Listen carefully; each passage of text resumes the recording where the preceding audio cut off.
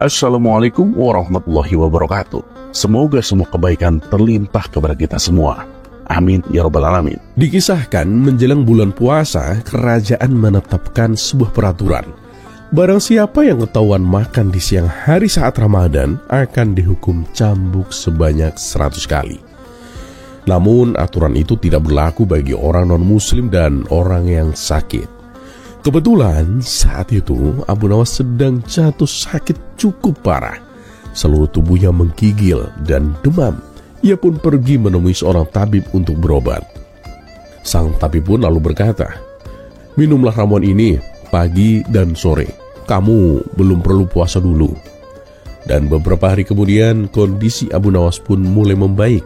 Tapi tubuhnya masih belum cukup kuat untuk menjalankan ibadah puasa. Suatu hari saat Abu Nawas sedang makan di siang hari, Abu Jahil memergokinya. Abu Nawas, ketahuan kamu makan siang-siang begini di bulan puasa.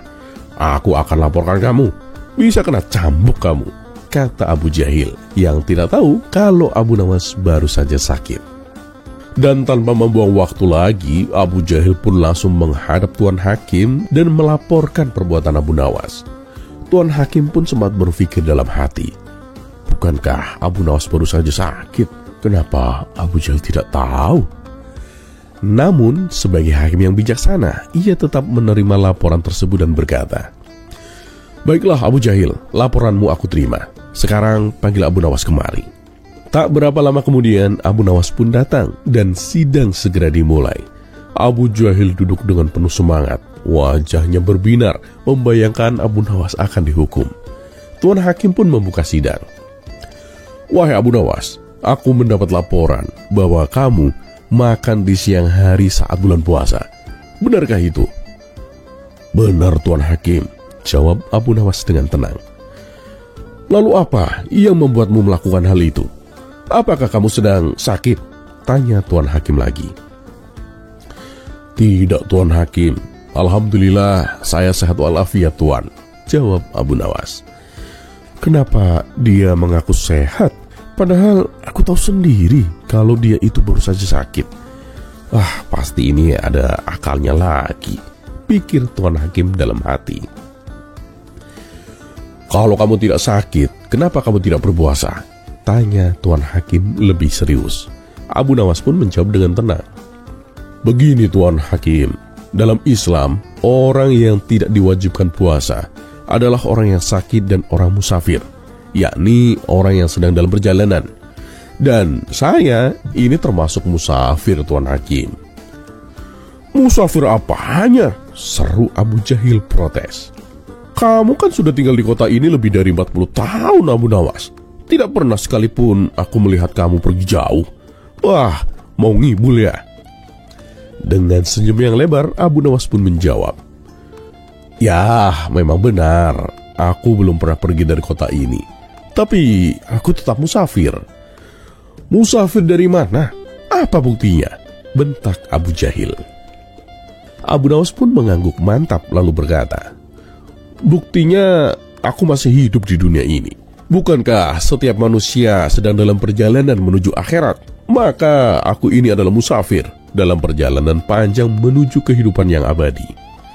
Spontan Tuan Hakim pun tertawa terpinggal-pinggal. Sementara wajah Abu Jahil pun langsung memerah antara malu dan kesal. "Abu Nawas, seperti biasa, kamu itu memang luar biasa Abu Nawas," kata Tuan Hakim sambil tersenyum. "Nah, dengan demikian aku nyatakan kamu bebas dari dakwaan. Sidang ditutup."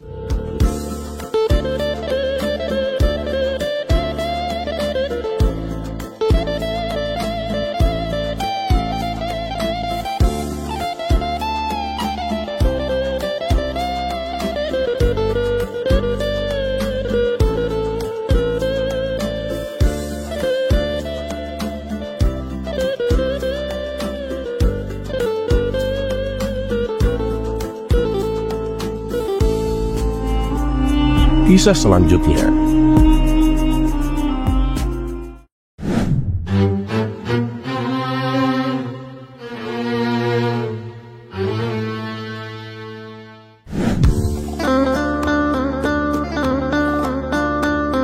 Memang cocok sekali jika Abu Nawas disebut sebagai sosok yang fenomenal. Ia bukan hanya terkenal sebagai tokoh jenaka, tetapi juga seringkali menyampaikan kritik tajam terhadap kebijakan pemerintah dengan cara yang unik dan nyeleneh. Salah satunya terjadi dalam kisah berikut ini. Pada suatu waktu, saat salah satu menteri istana membuat kebijakan yang membuat rakyat sengsara. Anehnya, kebijakan itu dibuat tanpa sepengetahuan Baginda Raja. Suatu hari, Baginda Raja memberikan seekor keledai kepada Abu Nawas sebagai bagian dari tantangan. Ia pun berkata, "Abu Nawas, jagalah keledai ini agar tetap sibuk selama 1 tahun. Tapi ingat, jangan diberi makan sama sekali." Abu Nawas pun menyanggupi tantangan tersebut. Setelah 1 tahun berlalu, Baginda Raja pun bertanya, "Bagaimana keadaan keledai itu, Abu Nawas? Apakah ia sudah mati?" Abu Nawas pun menjawab, "Oh tidak, Paduka yang mulia. Justru keledainya malah bertambah gemuk, Paduka." Baginda Raja pun terkejut. "Lah, kenapa bisa begitu, Abu Nawas?" "Karena saya menjadikannya sebagai menteri istana, Paduka." Baginda Raja pun semakin heran. "Jadi menteri? Bagaimana mungkin seekor keledai bisa menjadi menteri istana?" Abu Nawas pun menjelaskan, "Bukankah Paduka memerintahkan saya untuk menjaga keledai itu tetap sibuk selama 1 tahun tanpa diberi makan? Nah, saya jadikan saja dia menteri istana, Paduka. Toh seorang menteri juga tetap sibuk tanpa memberi makan rakyatnya." Mendengar itu, Baginda Raja pun terdiam. Ia mulai menangkap maksud dari ucapan Abu Nawas yang tampaknya konyol tapi penuh makna. Abu Nawas pun melanjutkan, "Apakah Paduka tahu perbedaan antara rakyat dan pemerintah? Kalau rakyat mengambil uang dari pejabat, itu disebut perampokan. Tapi kalau pemerintah mengambil uang dari rakyat, itu disebut kebijakan." Baginda Raja pun menegur, "Ya Abu Nawas, sebenarnya apa yang ingin kau sampaikan? Apakah ada salah satu menteriku yang berbuat seperti itu?" Abu Nawas pun memberitahu tentang kondisi rakyat yang menderita karena kebijakan dari salah satu menteri istana. Menteri itu mewajibkan rakyat menyetorkan 3% dari penghasilan mereka dengan dalih untuk kesejahteraan rakyat dan pembangunan tempat tinggal Baginda Raja. Mendengar penjelasan itu, Baginda Raja pun terkejut dan segera memecat menteri yang bersangkutan.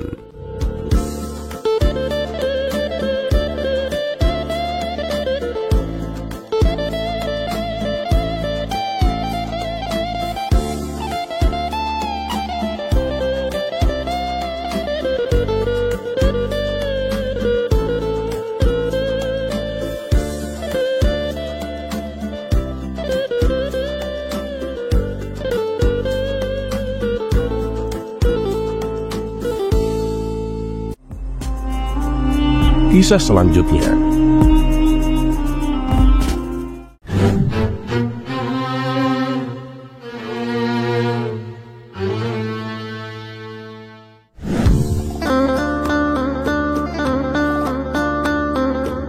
Sudah seminggu, Abu Nawas pusing gara-gara perseteruan kepala distrik Karada dengan imam masjid setempat.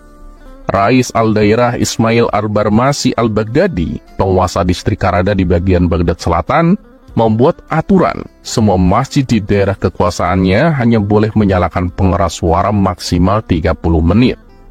Dia berdalih bahwa selain suara azan yang merdu dan syahdu, suara-suara lain hanya membuat bising dan mengganggu masyarakat. Apalagi jika pengeras suara diaktifkan sejak pukul 3 dini hari, padahal subuh baru tiba pukul 5. Rais Ismail Al-Barmasi sebenarnya hanya ingin bersikap bijak dan menampilkan Islam dengan penuh kesejukan. Meski Muslim adalah mayoritas, banyak juga penganut Kristen, Sabi'in, Yahudi, terutama Majusi tinggal di Karada. Bayangkan, jika orang-orang yang tidak ada hubungannya dengan kewajiban sholat subuh ini harus terganggu. Kita sering bilang, Islam adalah rahmatan lil alamin, agama yang penuh kasih sayang kepada seluruh makhluk. Tapi bagaimana mau disebut rahmatan lil alamin jika menara-menara masjid menebarkan suara bising selain azan? Suara azan itu sudah kencang 5 kali sehari setiap pagi buta sampai pagi buta lagi. Suara azan itu bagus dan memang harus terus kita kumandangkan. Tapi bagaimana dengan suara-suara di luar azan itu? Tanya Ismail dengan bijak. Namun, tidak semua masyarakat menerima argumentasi Ismail. Syekh Yunus, imam masjid terbesar di Karada, menolak keras. Syekh Yunus berdalih bahwa menggunakan pengeras suara adalah bagian dari agama, dan karena itu penggunaannya tidak boleh dibatasi. Dia tidak peduli saat diberitahu bahwa pengeras suara itu adalah bid'ah, bahwa di zaman Nabi tidak pernah menggunakan pengeras suara. Dia tidak peduli apakah suara bising dari menara masjid mengganggu tidur masyarakat non-muslim atau tidak. Pokoknya dia yakin semakin keras suara dakwah di menara, semakin kencang dia terbang ke surga. Sebenarnya tak hanya non-muslim yang terganggu, kaum muslim di Karada juga banyak yang terganggu. Maklum, sejak pukul 3 pagi, suara Syekh Yunus sudah mengudara. Padahal ya suaranya tidak terlalu merdu juga. Ya hanya saja karena tubuh Syekh Yunus tinggi besar. Lagi pula dia selalu berteriak-teriak setiap kali diajak berdiskusi. Penduduk Karada lebih memilih untuk diam. Untuk membuat suasana Baghdad kondusif, Baginda Raja seperti biasa memerintahkan Abu Nawas untuk mengatasi kemelut ini. Ia tak mau kemelut itu menular ke distrik lain dan politik Baghdad menjadi riuh. Tugas inilah yang membuat Abu Nawas awalnya pusing. Tapi bukan Abu Nawas jika tak bisa mengatasi persoalan ini. Diam-diam sejak 5 hari lalu ia mulai sholat berjamaah di masjid pimpinan Syekh Yunus. Semua gerak-gerik imam masjid itu diperhatikannya. Abu Nawas yang cerdik ini mengikuti setiap aktivitas Syekh Yunus layaknya seorang intelijen profesional. Syekh Yunus tentu saja tidak tahu kalau dirinya sedang diawasi. Setelah jamaah bubar, Syekh Yunus tidak langsung pulang.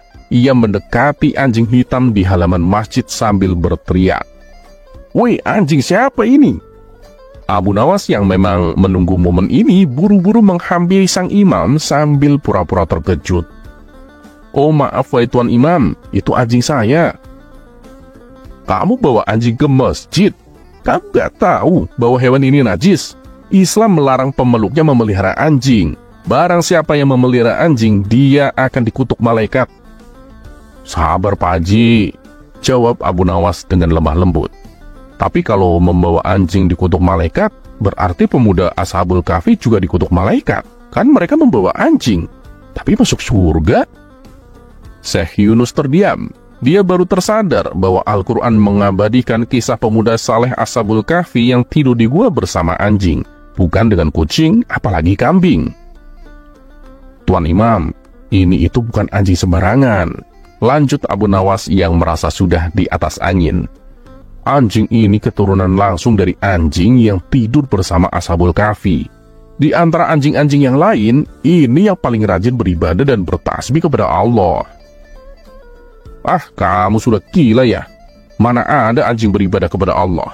tanya imam masjid sedikit emosi. Abu Nawas buru-buru membacakan dalilnya dalam Al-Quran surat Al-Isra ayat 44. Bahwa semua penghuni langit dan bumi, tentu termasuk anjing, bertasbih kepada Allah Subhanahu wa Ta'ala. Hanya saja umat manusia tidak mengerti tasbih mereka. Tak lama anjing di depan mereka menggonggong, lalu Abu Nawas mendekatkan kupingnya ke arah anjing itu. "Anjing ini kirim salam kepada Pak Haji," kata Abu Nawas menirukan bisikan anjing di sampingnya. "Tapi dia juga kirim salam kepada perempuan yang Pak Haji ajak jalan-jalan ke pasar 3 hari lalu." Syekh Yunus tentu saja terkejut. Dari mana anjing itu tahu 3 hari lalu dia mengajak jalan seorang perempuan ke pasar? Abu Nawas paham lelaki di depannya terkejut bukan main, tapi dia pura-pura santai. Tentu saja Abu Nawas tahu sang imam pergi ke pasar bersama perempuan 3 hari lalu, karena kan memang dia menyelidiki gerak-gerik Syekh Yunus dalam 5 hari terakhir ini. "Gila, dari mana anjing itu tahu? Tapi begini, kamu harus percaya sama saya. Saya sama sekali nggak melakukan perbuatan tercela dengan perempuan itu. Dia itu hanya saya rayu agar mau menikah dengan keponakanku yang berdagang di pasar," kata Syekh Yunus menjelaskan. Tak lama anjing itu kembali menggonggong. Lagi-lagi Abu Nawas berpura-pura mendengarkan bisikan si anjing. Kata anjing ini sih, sebaiknya kursi dan meja yang Pak Imam beli di pasar 2 hari lalu ditaruh di rumah saja. jangan dititip di masjid, haram. Itu sama saja korupsi rumah Allah, kata Abu Nawas. Lagi-lagi Syekh Yunus terkejut. Gila, dari mana anjing ini tahu kalau aku baru saja beli perabot rumah dan aku titipkan di masjid? Gumam Syekh Yunus dalam hati sambil menggeleng-gelengkan kepalanya. Abu Nawas hampir tertawa, tapi dia cepat buang muka.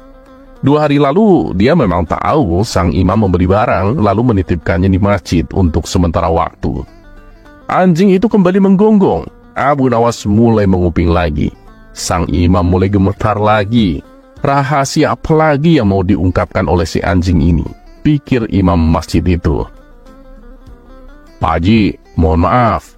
Barusan anjing sakti ini berbisik bahwa besok subuh, jika Pak Haji menggunakan pengeluaran suara seperti biasa, alat itu hanya akan mengeluarkan suara anjing. Nah, sebaiknya Pak Haji hati-hati. Nanti masyarakat menduga kalau Pak Haji itu main-main dengan agama, kata Abu Nawas sambil melepas rantai anjing itu lalu pergi. Syekh Yunus diam mematung, pikirannya berkecamuk. Bagaimana mungkin seekor anjing bisa menebak masa lalu dan masa depannya? Ini gawat, pikirnya. Saat asar tiba, dia mulai ragu menggunakan pengeras suara.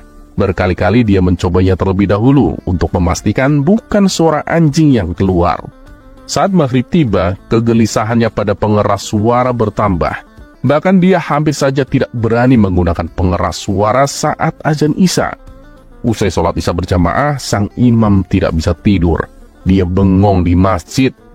Ketika jam menunjukkan pukul 3 dini hari, tidak seperti biasanya, ia tak berani beranjak ke mihrab. Syekh Yunus tak bisa membayangkan satu distrik Karada geger jika dari menara masjidnya terdengar suara anjing menggonggong.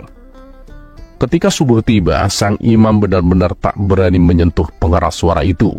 Dia lalu azan sekencang-kencangnya tanpa pengeras suara. Masyarakat yang biasanya tiba di masjid agak terlambat karena dimanja oleh pengeras suara malah datang lebih awal. Mereka ingin tahu mengapa suara menggelegar Syekh Yunus pagi itu tak terdengar di menara masjid. Apakah pengeras suaranya rusak atau sang imam masjid sedang sakit? Lebih herannya lagi saat mereka melihat Syekh Yunus azan tanpa pengeras suara. Usai sholat, jamaah mengerumuni sang imam yang bingung apa yang harus dia jawab. Jika dikatakan pengeras suaranya rusak, jamaah akan tahu kalau ia berbohong.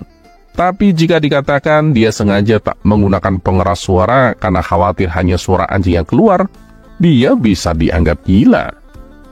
Abu Nawas ngakak sendiri di belakang jamaah, tapi dia tak tega mempermainkan sang imam. Wahai Syekh Yunus, perhatikan baik-baik ya. Jelas Abu Nawas dengan nada bijak. Siapa bilang menggunakan pengeras suara itu adalah bagian dari agama? Buktinya tanpa pengeras suara, jamaah malah datang lebih awal. Bahkan sholat berlangsung dengan khidmat. Suara Pak Imam malah terdengar asli dan berwibawa. Syekh Yunus menyimak dan para jamaah pun terdiam.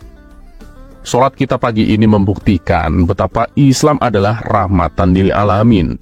Orang-orang di luar Islam tidak terganggu seperti biasanya. Dan kita datang ke masjid lebih awal karena iman yang kuat dalam diri kita masing-masing. Kita semua tetap bisa bangun dan pergi ke masjid tanpa pengeras suara sekalipun. Lanjut Abu Nawas. Sebelum pergi, Abu Nawas menyampaikan salam dari anjing untuk Syekh Yunus. Pak Haji, dapat salam dari anjing. Katanya besok pagi silahkan pakai lagi pengeras suara itu. Tapi hanya untuk azan dan sholat. Selebihnya hati-hati deh Pak Haji, kata Abu Nawas hampir ngakak.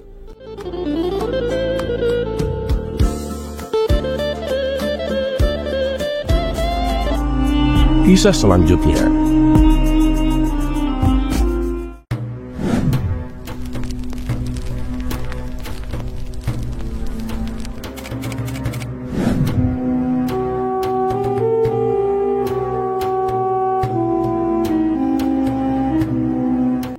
Suatu hari, Abu Nawas berangkat menuju pasar untuk berjualan mencari rezeki tambahan.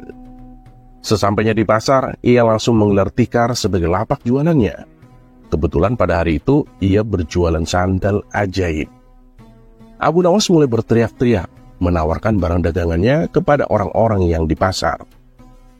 Sandal ajaib, silakan dibeli, sandal ajaib," teriak Abu Nawas berkali-kali di pasar.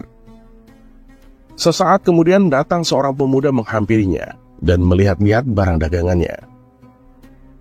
Silakan tuan, mau membeli sandal?" tanya Abu Nawas. "Iya, apakah ini sandal ajaib?" tanya pemuda. "Oh, tentu saja tuan, sandal ini sandal ajaib," jawab Abu Nawas. "Saya tuh ingin mencari sandal yang bisa merubah hidupku yang miskin ini," kata pemuda itu. "Hah, gimana? Maksud tuan bagaimana?" tanya Abu Nawas lagi. "Jadi gini, saya ini kan sudah lama miskin dan ingin sekali menjadi orang kaya. Saya ingin membeli barang yang bisa memberi saya sebuah keberuntungan," kata pemuda itu. Sejurus kemudian Abu Nawas menunjukkan salah satu sandal ajaibnya. Ia mengatakan bahwa sandal itu akan membuat pemiliknya dari tidak berada menjadi berada. Karena tertarik dengan kata-kata Abu Nawas, tanpa berpikir panjang, pemuda itu langsung membeli sandal ajaib yang dijual oleh Abu Nawas. Pemuda itu langsung memakai sandal ajaib tersebut, kemudian meninggalkan Abu Nawas dan berkeliling kampung, dengan harapan semoga keberuntungan segera berpihak kepadanya. Pemuda tersebut terus-menerus berjalan mengitari kampung-kampung dengan menggunakan sandal ajaibnya tersebut. Namun harapannya tak kunjung terwujud juga. Bukannya keberuntungan, si pemuda malah mendapat kemalangan. Ia hampir saja dihakimi warga karena dikira pencuri yang sedang warawiri mengintai mangsa. Hari sudah menjelang sore. Dengan perasaan marah dan kecewa, ia akhirnya mencari Abu Nawas untuk meminta pertanggungjawabannya. Setelah bertanya ke sana dan kemari, akhirnya ia menemukan Abu Nawas. "Assalamualaikum," sapa pemuda itu. "Waalaikumsalam. Ternyata tuan. Bagaimana kabar tuan?" tanya Abu Nawas. "Kabar buruk. Aku tidak merasakan keberuntungan apa-apa setelah memakai sandal ini. Malahan hampir saja aku celaka dihajar warga kampung gara-gara dikira pencuri. Padahal engkau kan sudah mengatakan jika sandal ini akan membawa keberuntungan kepada pemiliknya. Mana buktinya?" protes si pemuda. "Tunggu dulu tuan. Seingat saya tuh nggak pernah mengatakan seperti itu tuan," sanggah Abu Nawas. "Saya itu hanya mengatakan bahwa sandal ini akan membuat orang yang tidak berpunya menjadi berpunya. Buktinya adalah tuan sebelumnya kan belum memiliki sandal ajaib. Nah, sekarang kan sudah memilikinya," kata Abu Nawas. Mendengar penjelasan Abu Nawas, pemuda itu pun terdiam. Ia akhirnya sadar bahwa dirinya sedang salah menafsirkan. "Lalu, mengapa engkau mengatakan bahwa sandal ini ajaib?" tanya pemuda. "Oh itu. Ya kalau itu kan memang namanya sandal ajaib, bukan sandalnya yang ajaib," jawab Abu Nawas. "Gini tuan, jangan percaya kepada barang ajaib. Karena percaya kepada sesuatu selain Allah bisa membuat kita syirik dan akan mendapatkan kesusahan di dunia dan di akhirat kelak. Buktinya yang tuan alami sendiri hari ini. Oleh karena itu tuan, segeralah bertobat kepada Allah SWT," tambah Abu Nawas. Akhirnya dengan perasaan malu, pemuda itu pun pergi begitu saja, tanpa sepatah kata pun. Ia menyadari jika ia telah melakukan kesalahan, karena mengharap sesuatu kepada selain Allah dan tanpa berusaha. Mulai saat itu juga, ia langsung bertobat kepada Allah.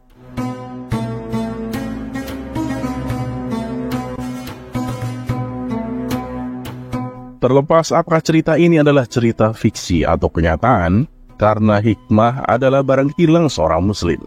Di mana ia menemukannya, maka ia berhak mengambilnya. Dan satu yang harus selalu kita tahu, bahwa Allah Subhanahu wa Ta'ala tidak pernah menjanjikan bahwa langit itu selalu biru, bunga selalu mekar, dan mentari selalu bersinar. Tapi ketahuilah bahwa dia selalu memberi pelangi di setiap badai, senyum di setiap air mata, berkah di setiap cobaan, dan jawaban di setiap doa.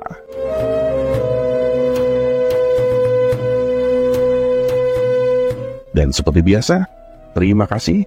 Wassalamualaikum warahmatullahi wabarakatuh.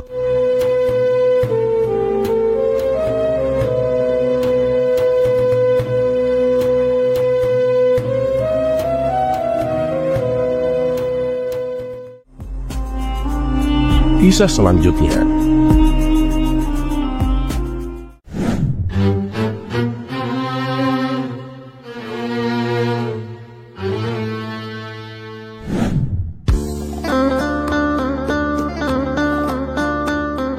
Banyak hikmah tersemat pada kisah Abu Nawas kali ini. Dan kisah ini bermula ketika teman Abu Nawas dan Abu Jahil yang bernama Hasan baru saja pulang dari perantauannya di negeri seberang. Untuk melepas rindunya di kampung halaman, Hasan mengajak Abu Nawas dan Abu Jahil berburu di sebuah hutan belantara.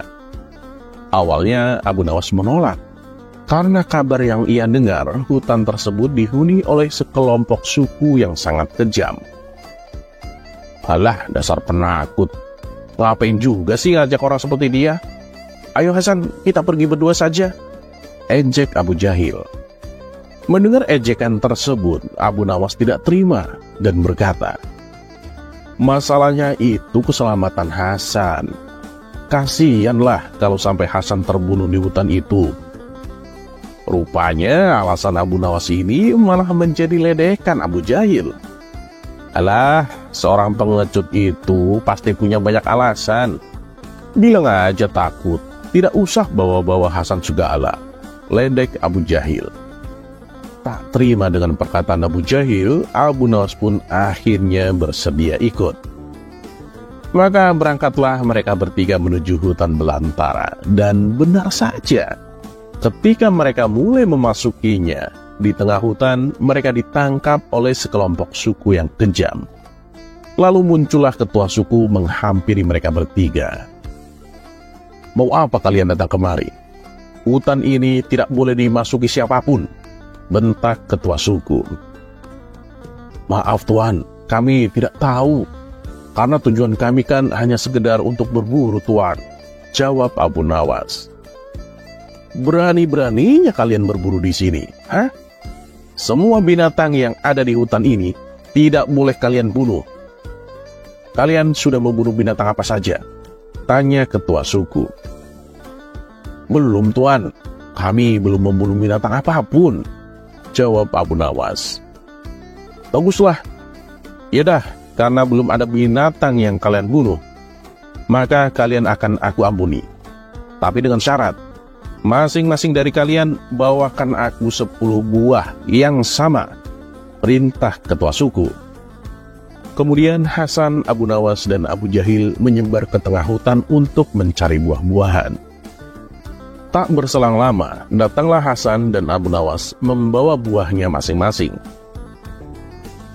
Buah apa yang kau bawa? Tanya ketua suku kepada Hasan.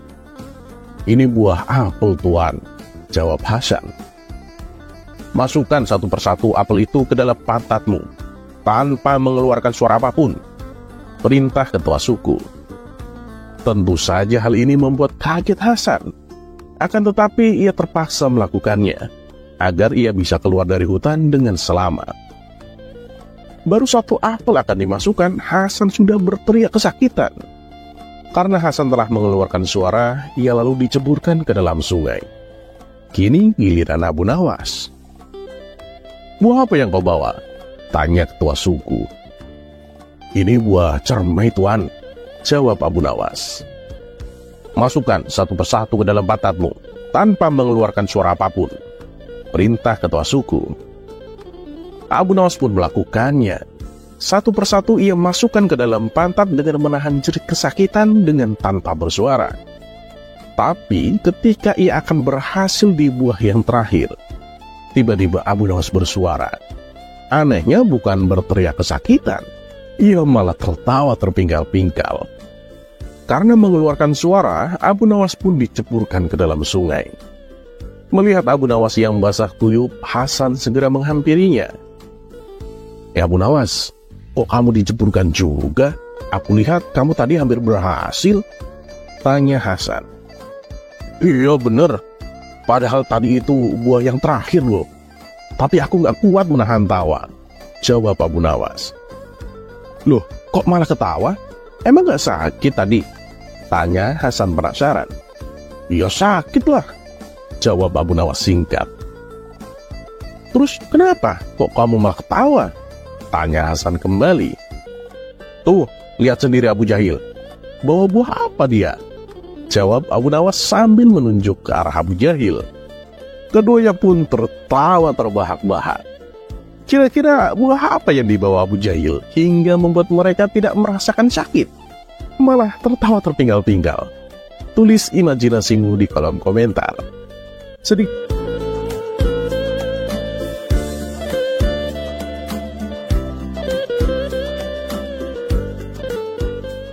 Sedikit bocoran tentang Abu Jahil. Abu Jahil ini terkenal agak rakus. Hampir di setiap acara atau pesta makan-makan, ia terkenal orang yang paling banyak menghabiskan makanan.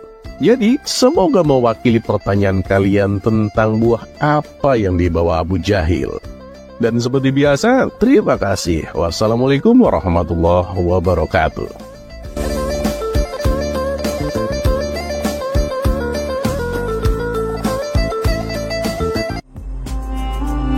Kisah selanjutnya.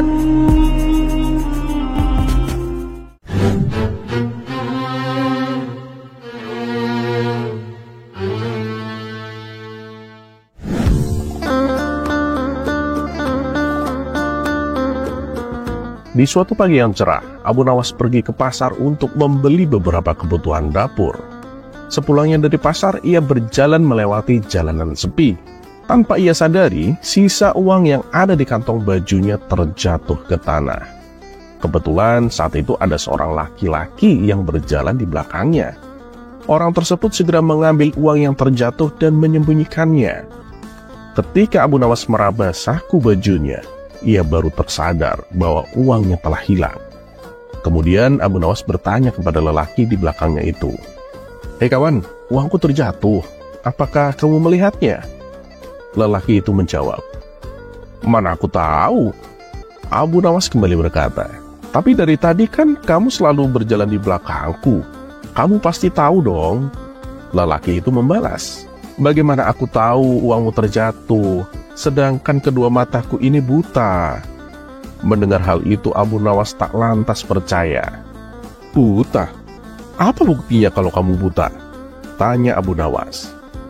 Kamu lihat batu besar itu? Kata si lelaki balik bertanya. Ya, aku melihatnya, jawab Abu Nawas. Nah itu, aku nggak melihatnya. Itulah bukti bahwa aku buta, balas si lelaki. Karena sedang terburu-buru pulang, Abu Nawas pun akhirnya pasrah dan mengikhlaskan uang yang hilang tersebut. Ia pun berlalu meninggalkannya. Tapi dalam hati ia berkata, awas saja kamu, akan kubalas nanti. Sementara lelaki yang pura-pura buta merasa gembira karena mendapatkan uang. Ia mengira telah berhasil memperdayai Abu Nawas. Dan di waktu yang lain, Abu Nawas kembali melewati jalanan tersebut. Tapi kali ini ia mengendarai keledai kesayangannya, karena barang belanjaan yang dibawanya lumayan banyak. Di jalan itu pula, Abu Nawas kembali menjumpai lelaki yang tempo hari telah menipunya. Si lelaki berjalan tepat di belakang keledai. Ia berharap ada sesuatu yang terjatuh dari belanjaan yang dibawa Abu Nawas. Mengetahui hal itu, Abu Nawas pun memberi isyarat kepada keledainya agar menendangkan kaki belakangnya. Si keledai pun menurut. Ternyata tendangannya mengenai wajah lelaki tersebut, sehingga membuatnya jatuh terpelanting ke tanah. Akibatnya wajah lelaki itu menjadi luka dan mengeluarkan darah. Sambil menahan rasa sakit, lelaki itu berteriak, "Woi, tunggu, keledaimu menendangku, kamu harus bertanggung jawab." Namun Abu Nawas tak menghiraukannya. Ia tetap berjalan mengendarai keledainya. Merasa tidak digubris, lelaki itu mengejarnya dan berteriak berkali-kali, "Woi, berhenti! Kamu harus bertanggung jawab!" teriaknya. Abu Nawas masih tetap saja tak menghiraukannya. Akhirnya si lelaki berlari kencang untuk mendahului keledai Abu Nawas. Setelah berhasil mengejarnya, ia pun lalu berdiri tepat di hadapan keledai Abu Nawas. "Kamu harus bertanggung jawab." Kemudian Abu Nawas turun dari keledainya dan menghampirinya. "Dari tadi aku teriak-teriak menyuruhmu berhenti. Kenapa kamu tak mau berhenti? Menoleh ke belakang pun tidak." Abu Nawas lalu mengisyaratkan dengan kedua tangannya bahwa ia adalah orang yang tuli.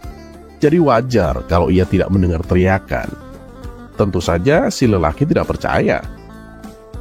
"Apa buktinya kalau kamu tuli?" tanyanya kepada Abu Nawas. "Kamu dengar suara kicauan burung di atas pohon itu?" tanya Abu Nawas. "Iya, aku dengar," balas si lelaki. "Nah, suara burung itu aku gak mendengarnya. Itulah bukti bahwa aku tuli," balas Abu Nawas. "Jadi apa maumu sekarang? Kamu mau aku bertanggung jawab?" tanya Abu Nawas melanjutkan. "Iyalah, kamu harus bertanggung jawab. Kamu harus mengobati luka di wajahku ini," jawab si lelaki. "Baik, aku akan bertanggung jawab. Pakailah uangku yang tempo hari kau ambil itu. Gunakan untuk mengobati lukamu," timpal Abu Nawas. Mendengar hal itu, si lelaki pun terdiam. Ia tak bisa lagi berpura-pura buta. Sementara Abu Nawas melanjutkan perjalanan pulang ke rumahnya.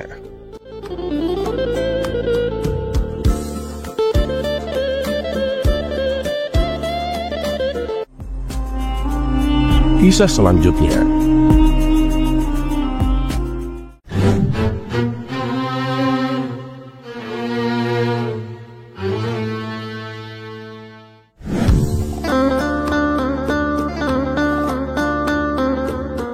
Ketika hari raya Idul Adha, baginda raja berkurban hewan kambing dalam jumlah yang sangat banyak. Hal ini bertujuan agar seluruh rakyat Baghdad bisa mendapatkan bagian dagingnya secara merata. Masyarakat pun menyambutnya dengan sukacita. Setelah acara pemotongan hewan kurban selesai, tibalah saatnya pembagian daging kepada masyarakat. Orang-orang pun berantusias mengantri di depan gerbang istana, termasuk Abu Nawas sendiri.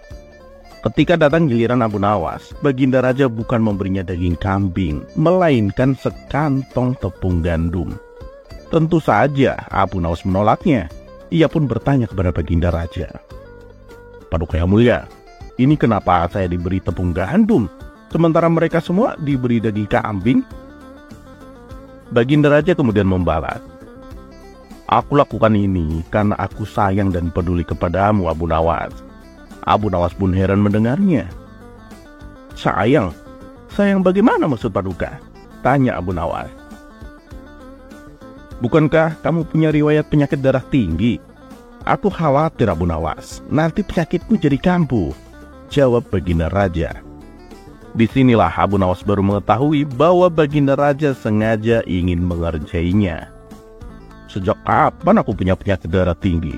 gerutu Abu Nawas dalam hati. Tapi namanya saja Abu Nawas, ia pantang mundur sebelum mendapatkan apa yang diinginkannya. Dengan akal cerdiknya, ia berusaha mengelabui rajanya itu. "Kalau Paduka memberi saya tepung gandum, justru Paduka itu tidak sayang kepada saya. Karena tepung gandum itu lebih berbahaya daripada daging kambing, Paduka," kata Abu Nawas. "Maksudmu bagaimana, Abu Nawas?" tanya baginda raja. "Apakah Paduka tidak tahu kalau tepung gandum itu lebih cepat memicu darah tinggi dibandingkan daging kambing?" jelas Abu Nawas. "Pendapat dari mana itu?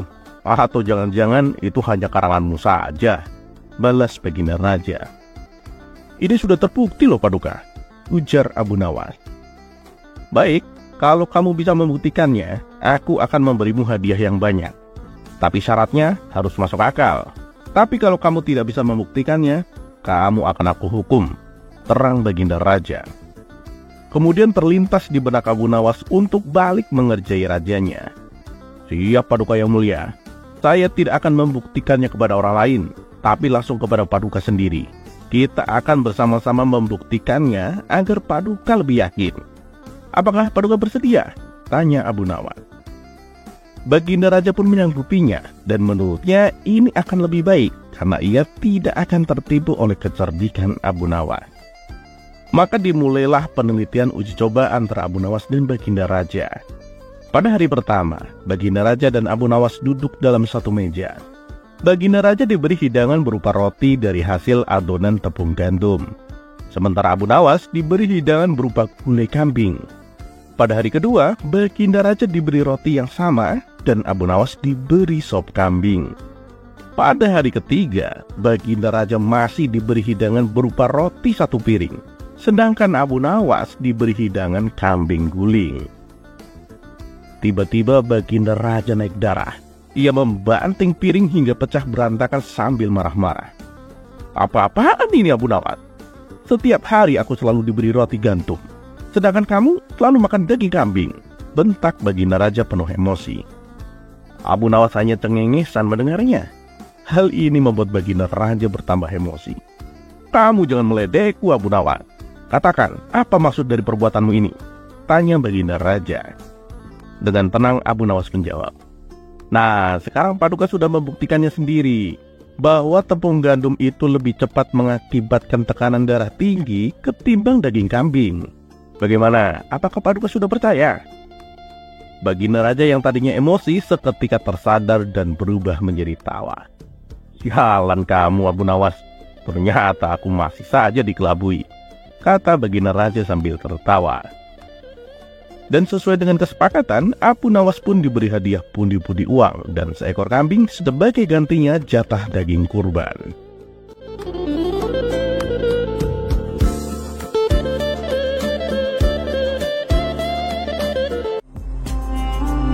Kisah selanjutnya.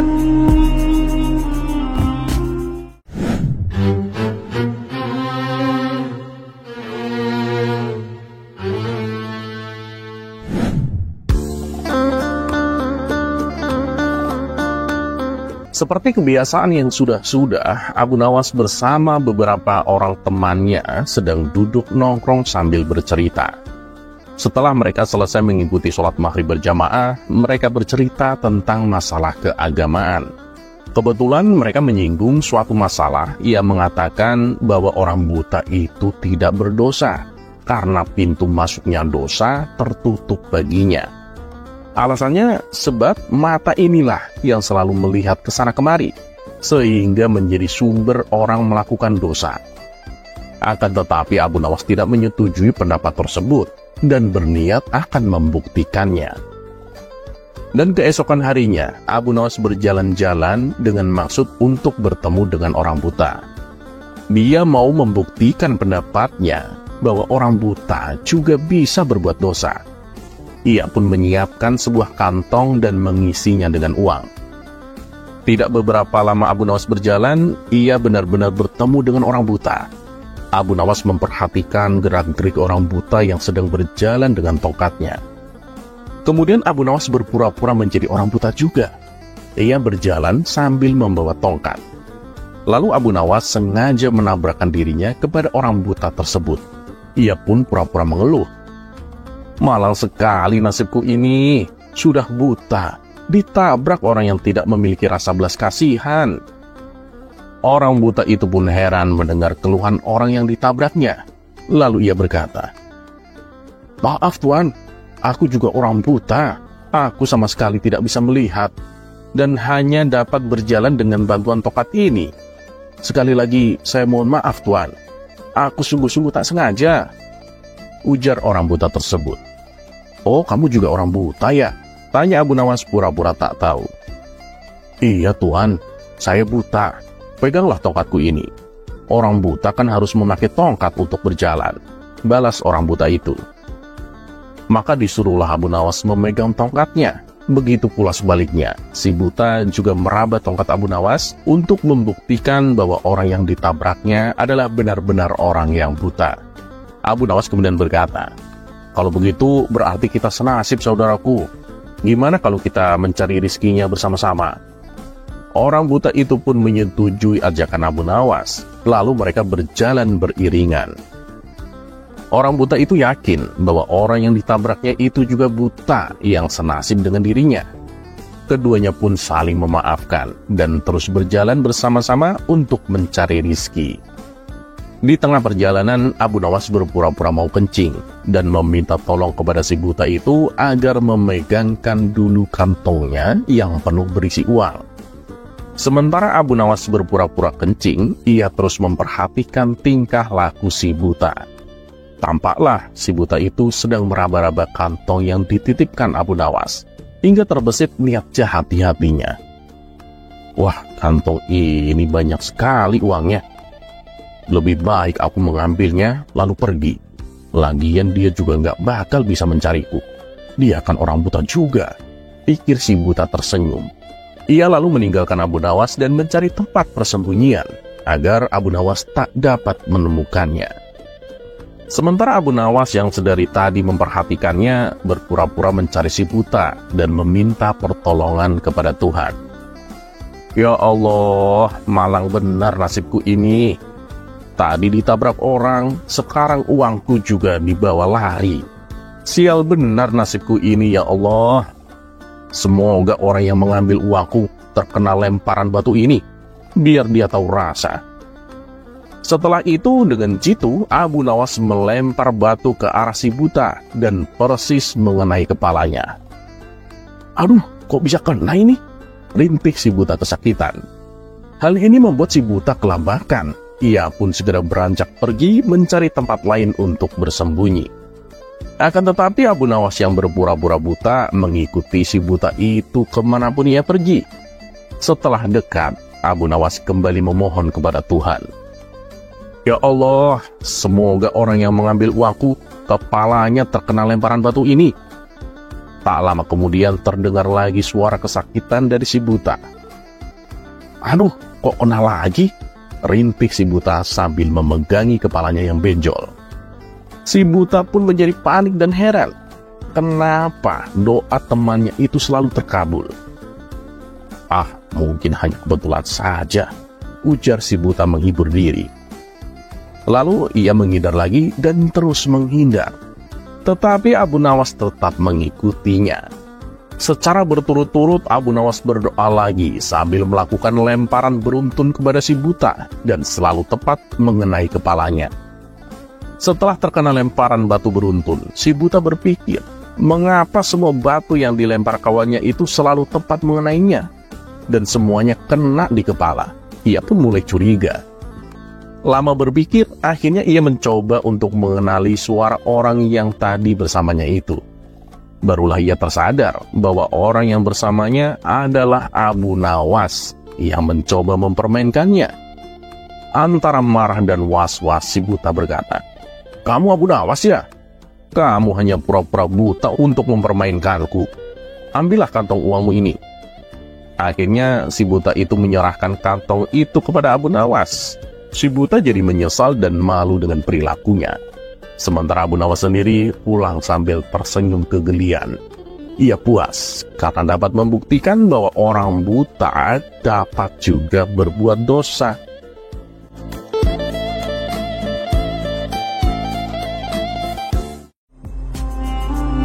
Kisah selanjutnya.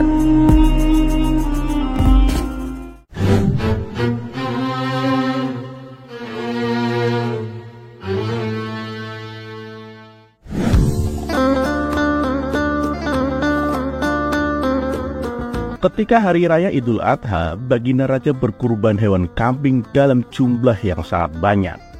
Hal ini bertujuan agar seluruh rakyat Baghdad bisa mendapatkan bagian dagingnya secara merata. Masyarakat pun menyambutnya dengan sukacita. Setelah acara pemotongan hewan kurban selesai, tibalah saatnya pembagian daging kepada masyarakat.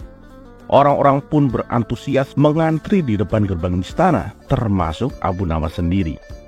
Ketika datang giliran Abu Nawas, Baginda Raja bukan memberinya daging kambing, melainkan sekantong tepung gandum. Tentu saja Abu Nawas menolaknya. Ia pun bertanya kepada Baginda Raja, "Paduka yang mulia, ini kenapa saya diberi tepung gandum, sementara mereka semua diberi daging kambing?" Baginda Raja kemudian membalas, "Aku lakukan ini karena aku sayang dan peduli kepadamu, Abu Nawas." Abu Nawas pun heran mendengarnya. "Sayang, Sayang bagaimana maksud Paduka? Tanya Abu Nawas. Bukankah kamu punya riwayat penyakit darah tinggi? Aku khawatir Abu Nawas, nanti penyakitmu jadi kambuh, jawab Baginda Raja. Disinilah Abu Nawas baru mengetahui bahwa Baginda Raja sengaja ingin mengerjainya. Sejak kapan aku punya penyakit darah tinggi? Gerutu Abu Nawas dalam hati. Tapi namanya saja Abu Nawas, ia pantang mundur sebelum mendapatkan apa yang diinginkannya. Dengan akal cerdiknya, ia berusaha mengelabuhi rajanya itu. Kalau Paduka memberi saya tepung gandum, justru Paduka itu tidak sayang kepada saya.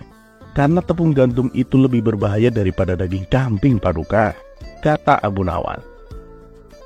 Maksudmu bagaimana, Abu Nawas? Tanya Baginda Raja. Apakah Paduka tidak tahu kalau tepung gandum itu lebih cepat memicu darah tinggi dibandingkan daging kambing? Jelas Abu Nawas. Pendapat dari mana itu? Atau jangan-jangan itu hanya karanganmu saja? Balas Baginda Raja. Ini sudah terbukti loh Paduka, ujar Abu Nawas. Baik, kalau kamu bisa membuktikannya, aku akan memberimu hadiah yang banyak. Tapi syaratnya harus masuk akal. Tapi kalau kamu tidak bisa membuktikannya, kamu akan aku hukum, terang Baginda Raja. Kemudian terlintas di benak Abu Nawas untuk balik mengerjai rajanya. Siap Paduka yang mulia, saya tidak akan membuktikannya kepada orang lain, tapi langsung kepada Paduka sendiri. Kita akan bersama-sama membuktikannya agar Paduka lebih yakin. Apakah Paduka bersedia? Tanya Abu Nawas. Baginda Raja pun menyanggupinya, dan menurutnya ini akan lebih baik karena ia tidak akan tertipu oleh kecerdikan Abu Nawas. Maka dimulailah penelitian uji coba antara Abu Nawas dan Baginda Raja. Pada hari pertama, Baginda Raja dan Abu Nawas duduk dalam satu meja. Baginda Raja diberi hidangan berupa roti dari hasil adonan tepung gandum, sementara Abu Nawas diberi hidangan berupa gulai kambing. Pada hari kedua, Baginda Raja diberi roti yang sama dan Abu Nawas diberi sop kambing. Pada hari ketiga, Baginda Raja masih diberi hidangan berupa roti satu piring, sedangkan Abu Nawas diberi hidangan kambing guling. Tiba-tiba Baginda Raja naik darah. Ia membanting piring hingga pecah berantakan sambil marah-marah. Apa-apaan ini Abu Nawas? Setiap hari aku selalu diberi roti gantung, sedangkan kamu selalu makan daging kambing, bentak Baginda Raja penuh emosi. Abu Nawas hanya cengengesan mendengarnya. Hal ini membuat Baginda Raja bertambah emosi. Kamu jangan meledekku Abu Nawas. Katakan, apa maksud dari perbuatanmu ini? Tanya Baginda Raja. Dengan tenang Abu Nawas menjawab. Nah, sekarang Paduka sudah membuktikannya sendiri, bahwa tepung gandum itu lebih cepat mengakibatkan tekanan darah tinggi ketimbang daging kambing. Bagaimana? Apakah Paduka sudah percaya? Baginda Raja yang tadinya emosi seketika tersadar dan berubah menjadi tawa. Sialan kamu Abu Nawas, ternyata aku masih saja dikelabui, kata Baginda Raja sambil tertawa. Dan sesuai dengan kesepakatan, Abu Nawas pun diberi hadiah pundi-pundi uang dan seekor kambing sebagai gantinya jatah daging kurban.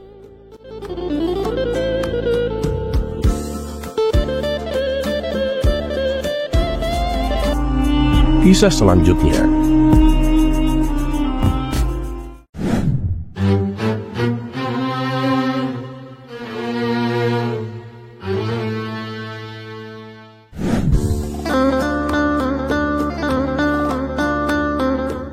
Ketika musim dingin tiba, orang-orang mengenakan mantel untuk menghangatkan tubuh mereka. Namun berbeda dengan Abu Nawas, ia masih mengenakan pakaian seperti hari-hari biasanya, karena ia tak punya uang untuk membeli mantel. Hingga suatu malam, ketika Abu Nawas pergi ke masjid, ia bertemu dengan Abu Jahil di tengah jalan. Abu Nawas, cuaca kan sangat dingin sekali, kenapa tidak pakai mantel? Tanya Abu Jahil. Mendengar pertanyaan tersebut, Abu Nawas hanya tersenyum. Jika ia menjawab yang sebenarnya, Abu Jahil pasti akan semakin meledeknya. Akhirnya, ia pun berpura-pura bahwa mantelnya telah sobek. Kenapa tidak dibawa ke tukang jahit, Abu Nawas? Tanya Abu Jahil kembali. Sudah dibawa, tapi tukang jahitnya tutup karena cuaca dingin, jawab Abu Nawas. Ia pun segera bergegas pergi meninggalkan Abu Jahil. Dengan kecerdikannya, Abu Nawas berhasil menghindari ledekan lebih lanjut dari Abu Jahil. Meskipun sebenarnya ia memang tidak punya mantel.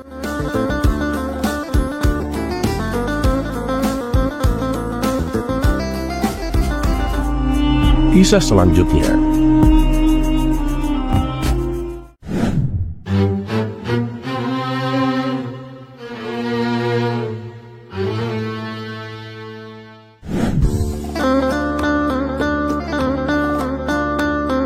Di sebuah negeri yang damai, tiba-tiba muncul isu yang membuat rakyat resah, yaitu seorang anak pejabat tinggi kerajaan, Tuan Rashid, dikenal sebagai tukang suap. Anak itu bernama Karim, seorang pemuda yang selalu memanfaatkan nama besar ayahnya untuk memuluskan segala urusannya. Apapun yang ia inginkan selalu tercapai dengan sogokan, baik itu melanggar aturan maupun merugikan orang lain. Karim bahkan pernah menyogok hakim agar memenangkan perkaranya meski jelas-jelas dia yang bersalah. Keberanian Karim semakin menjadi-jadi sampai suatu hari ia merasa tertantang untuk menyuap orang yang terkenal cerdik namun lurus hati, yaitu Abu Nawas. Kalau aku bisa membuat Abu Nawas tunduk dengan uangku, berarti aku yang terhebat di negeri ini, pikir Karim. Hari itu juga Karim mengundang Abu Nawas ke rumahnya. Dengan sikap sok ramah, Karim menyambut Abu Nawas di ruang tamu mewahnya. Abu Nawas, kamu tahu siapa aku kan? Aku ini adalah anak dari Tuan Rashid, pejabat paling berpengaruh di kerajaan ini. Aku punya kekayaan yang tak terbatas, Abu Nawas. Jika kamu mau bekerja sama denganku, aku akan memberimu uang yang tak akan habis selama 7 turunan, kata Karim dengan sombong. Abu Nawas pun tersenyum tipis. Kerjasama seperti apa yang kau maksud, Tuan Karim? Tanyanya dengan nada yang tenang. Karim pun mendekat dan berbisik. Aku ingin kamu menggunakan kepintaranmu untuk membuat ayahku terlihat lebih hebat di depan Baginda Raja. Katakan kepada Raja bahwa ayahku adalah satu-satunya orang yang pantas menjadi penasehat utama kerajaan. Jika kamu berhasil, aku akan memberimu sekantong emas setiap bulan, Abu Nawas. Mendengar hal itu, Abu Nawas pun tertawa kecil. Oh begitu, jadi kamu ingin membeli kecerdikanku dengan emas? Oh iya, benar sekali, jawab Karim dengan percaya diri. Abu Nawas pun berpikir sejenak lalu berkata, baiklah, aku akan membantumu. Tapi aku punya satu syarat kecil, Karim. Oh, sebutkan saja, tidak ada syarat yang terlalu besar untukku, seru Karim dengan penuh semangat. Syaratnya sederhana, kata Abu Nawas sambil tersenyum. Bawalah aku ke pasar esok hari. Aku ingin kamu suap seluruh warga pasar agar mereka memanggilmu Raja Karim sepanjang hari. Karim pun terkejut, tapi karena ingin menguji pengaruh uangnya, ia menyetujui tantangan itu. Dan esok harinya Karim pergi ke pasar membawa kantong-kantong penuh emas.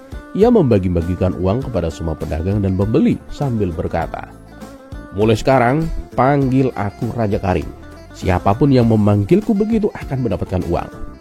Awalnya para warga bingung, tapi karena tergiur dengan uang, mereka mengikuti perintah Karim. Sepanjang hari seluruh pasar riuh dengan teriakan, hidup Raja Karim, hidup Raja Karim. Karim pun sangat puas. Lihatlah Abu Nawas, dengan uang aku bisa melakukan apa saja. Sekarang giliranmu untuk memenuhi janjimu. Abu Nawas pun hanya tersenyum dan berkata, tunggu sebentar, Tuan Karim. Abu Nawas lalu naik ke atas peti di tengah pasar dan berteriak, warga pasar, tadi pagi Karim memberi kalian uang agar memanggilnya Raja Karim. Tapi sekarang aku akan menggandakan uang kalian jika kalian memanggilnya pengemis Karim. Warga langsung berhenti bersorak. Setelah sejenak terdiam, mereka mulai berteriak, pengemis Karim, pengemis Karim. Karim pun marah besar. Apa-apaan ini Abu Nawas? Kamu mempermalukanku. Abu Nawas pun tertawa. Tuan Karim, ini pelajaran untukmu. Pengaruh yang dibeli dengan uang tidak akan bertahan lama, Tuan. Jika kamu ingin dihormati, lakukanlah hal-hal yang terhormat, bukan dengan cara menyuap. Warga pasar pun tertawa melihat wajah Karim yang merah padam. Ia tidak bisa berkata apa-apa lagi dan pergi meninggalkan pasar dengan malu. Dan sejak hari itu, Karim berhenti menggunakan uang untuk menyogok orang. Dan Abu Nawas kembali menjadi pahlawan rakyat dengan kecerdasannya yang tak terbeli.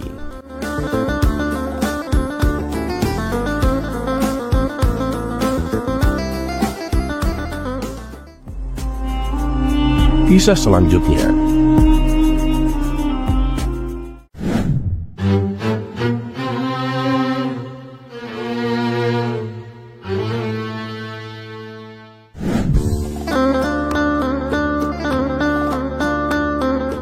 Siapa yang tak kenal Abu Nawas, tokoh fenomenal dari Baghdad yang terkenal dengan kecerdikannya. Setiap kali ia dihadapkan pada masalah, jawabannya selalu membuat orang tertawa terpinggal-pinggal. Suatu hari, ketika Abu Nawas berada di istana, Baginda Raja mencoba menggodanya dengan sebuah pertanyaan jebakan. Hari itu, sang raja baru saja membuat peraturan yang baru. Barang siapa yang berkata jorok di dalam istana akan dihukum penjara selama sebulan. Baginda Raja tersenyum licik lalu berkata, "Hai Abu Nawas, menurutmu tempat kita berasal itu seperti apa?" Pertanyaan ini jelas sebuah jebakan. Jika Abu Nawas menjawab dengan jujur, maka ucapannya akan terdengar jorok dan ia akan langsung dihukum. Namun kecerdikan Abu Nawas tak perlu diragukan. Dengan tenang ia menjawab, "Ketahuilah Paduka, tempat itu adalah suatu tempat yang sangat menakutkan." Baginda Raja yang tadinya berharap Abu Nawas akan berkata sesuatu yang jorok malah dibuat bingung. "Menakutkan? Apa yang menakutkan Abu Nawas? Dan kenapa bisa begitu?" tanya Baginda Raja. Dengan senyum lebar, Abu Nawas menjelaskan, "Mungkin Paduka tidak menyadari, ketika Paduka pertama kali datang dari tempat itu sebagai seorang bayi, Paduka pasti menangis kan? Itu karena tempat itu memang sangat menakutkan Paduka." Mendengar jawaban itu, Baginda Raja tertawa terbahak-bahak. Ia mengakui kehebatan Abu Nawas yang berhasil menjawab jebakannya dengan sangat cerdik. Namun Baginda Raja belum puas. "Baiklah Abu Nawas," ujar Baginda Raja. "Kalau tadi adalah tempat kita berasal, sekarang jawab ini. Tempat kita akan kembali seperti apa menurutmu?" Abu Nawas dengan enteng menjawab, "Tempatnya seperti sirkus Paduka." Baginda Raja kembali terheran-heran. "Seperti sirkus? Kamu ini aneh Abu Nawas. Bukankah tempat kita kembali itu akhirat? Dan bukankah akhirat itu tempat yang menakutkan? Kenapa kamu bilang seperti sirkus?" Abu Nawas tersenyum penuh arti, lalu ia menjelaskan, "Ampun Paduka, nanti di akhirat Paduka akan melihat bermacam-macam cara orang berjalan, tergantung amal perbuatan mereka di dunia. Ada yang berjalan tanpa tangan dan kaki. Mereka itu adalah orang-orang yang suka berbuat aniaya. Ada pula yang berjalan dengan wajah mereka, karena dosa-dosa besar yang mereka lakukan. Ada juga yang berjalan menggunakan tangan, sementara kakinya berada di atas kepala mereka. Nah, itu adalah para pelaku zina yang tidak sempat bertobat Paduka. Semua orang itu akan merasakan penderitaan yang amat sangat. Nah, Paduka, jika cara-cara mereka berjalan ini dilakukan di dunia, bukankah terlihat seperti pertunjukan sirkus?" Baginda Raja terdiam sejenak. Namun setelah itu ia tertawa terbahak-bahak sambil bertepuk tangan. "Kamu memang cerdik sekali Abu Nawas," katanya. Di sela-sela candaan itu, Baginda Raja tak bisa menyembunyikan kekagumannya.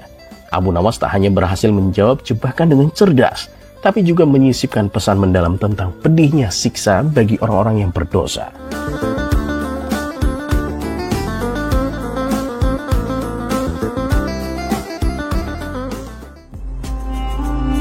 Kisah selanjutnya.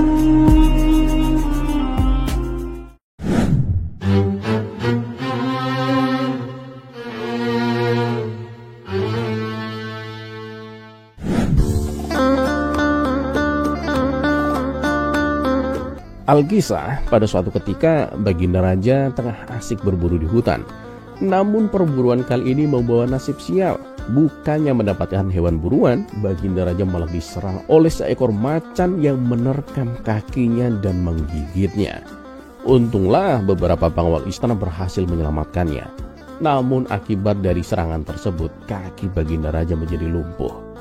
Berbagai tabib telah didatangkan untuk menyembuhkan kelumpuhannya, namun tak ada satupun yang berhasil.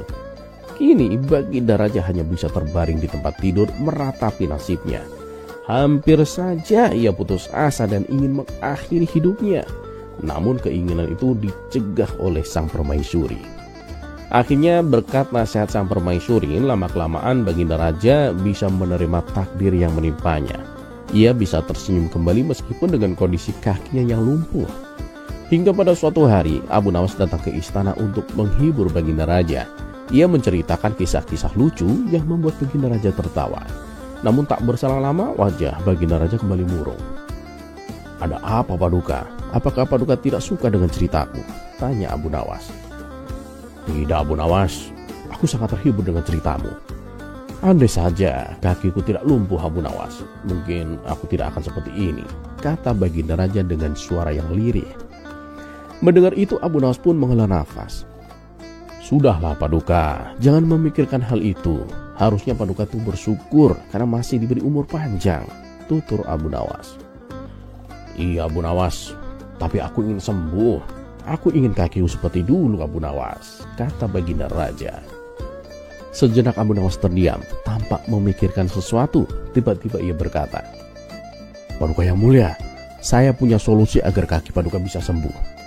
Baginda Raja pun menjawab, "Percuma, Abu Nawas, kamu bisa apa? Apalagi kamu ini bukan tabib. Sudah banyak tabib yang aku datangkan, dan rata-rata mereka mengatakan bahwa kelumpuhan ini susah disembuhkan." Abu Nawas pun tersenyum. "Ya, itu benar, Paduka, saya tahu itu.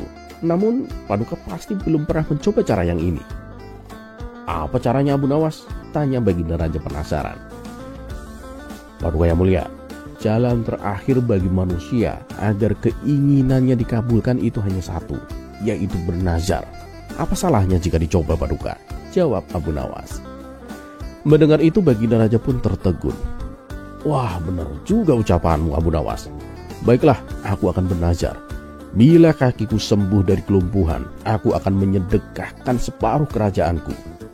Abu Nawas pun membalas, "Maaf, Paduka yang mulia, kalau nazar hanya seperti itu, saya tidak yakin bisa sembuh." "Terus bagaimana nazar yang seharusnya, Abu Nawas?" tanya Baginda Raja bingung. "Nazarlah yang agak tidak masuk akal, Paduka, yang susah dikerjakan. Karena untuk menyembuhkan kelumpuhan Paduka dibutuhkan keajaiban yang tidak masuk akal juga," jelas Abu Nawas. Baginda Raja pun terdiam memikirkan nazar yang akan ia buat. Setelah berpikir cukup lama, ia pun berkata, "Wahai Abu Nawas, saksikanlah. Bila aku sembuh dari kelumpuhan, aku akan naik keledai dan tidak akan turun darinya selamanya." Spontan Abu Nawas pun terkejut. "Paduka serius dengan nazar itu?" tanya Abu Nawas tidak percaya. "Ya, Abu Nawas, aku serius dengan nazar yang aku ucapkan," jawab Baginda Raja. Beberapa minggu setelah bernazar, keajaiban pun terjadi. Kaki Baginda Raja yang tadinya lumpuh mulai berangsur-angsur membaik. Bahkan sedikit demi sedikit ia mulai menggerakkan kakinya. Akhirnya kaki Baginda Raja benar-benar sembuh dari kelumpuhan. Betapa bahagianya hati sang raja. Ia pun mengundang Abu Nawas ke istana untuk mengucapkan terima kasih. "Abu Nawas, saranmu sangat manjur. Lihatlah, kakiku sudah sembuh. Aku sudah bisa berjalan seperti sedia kala, Abu Nawas," kata Baginda Raja dengan bahagia. "Alhamdulillah, Paduka, saya ikut senang melihatnya," sahut Abu Nawas. Namun Baginda Raja kemudian berkata, "Tapi Abu Nawas, bagaimana dengan nazarku? Aku tidak mungkin mengingkarinya. Tapi aku juga merasa berat menjalaninya. Bagaimana ini, Abu Nawas?" Abu Nawas pun menjawab, "Loh, itu kan sudah menjadi kewajiban Paduka. Paduka harus menjalaninya dengan ikhlas." Tanpa menunggu lama, Abu Nawas pun segera membawakan keledai dan menyuruh Baginda Raja untuk menaikinya. Dengan berat hati, Baginda Raja pun menuruti perkataan Abu Nawas. "Ayo Paduka, ikut saya," ajak Abu Nawas. Kemudian Abu Nawas pun mengajak Baginda Raja jalan-jalan di taman istana. Ketika sampai di dekat pohon kurma, Abu Nawas pun berkata, "Paduka yang mulia, panjatlah pohon kurma ini." Baginda Raja pun menjawab, "Oh tidak, Abu Nawas, aku tidak boleh turun dari keledai. Aku tidak mau melanggar nazarku." Abu Nawas pun kembali berkata, "Paduka, panjatlah dari atas punggung keledai." Meski merasa heran dengan perintah tersebut, Baginda Raja mencoba menurutinya. Setelah Baginda Raja memeluk batang pohon kurma, Abu Nawas segera menjauhkan keledainya. "Sekarang turunlah dari pohon kurma itu, Paduka," kata Abu Nawas. "Kalau begitu aku bisa melanggar nazarku, Abu Nawas," balas Baginda Raja. Turuti saja perkataanku Paduka, nanti akan aku jelaskan, sahut Abu Nawas. Begitu Baginda Raja menginjakkan kakinya di tanah, Abu Nawas pun menjelaskan. Coba ingat-ingat nazar yang Paduka ucapkan. Paduka akan menaiki keledai dan tidak akan turun darinya selamanya kan? Sedangkan tadi Paduka naik dari keledai ke batang pohon kurma, bukan turun. Lalu Paduka turun dari pohon kurma, bukan turun dari keledai. Jadi Paduka sama sekali tidak melanggar nazar. Mendengar penjelasan tersebut, Baginda Raja pun bahagia. Ia tak menyangka Abu Nawas bisa sampai sejauh itu dalam memahami nazarnya. Akhirnya berkat pertolongan Abu Nawas, Baginda Raja pun bebas dari nazarnya. Tak lupa ia juga memberikan hadiah kepada Abu Nawas berupa pundi-pundi uang yang sangat banyak.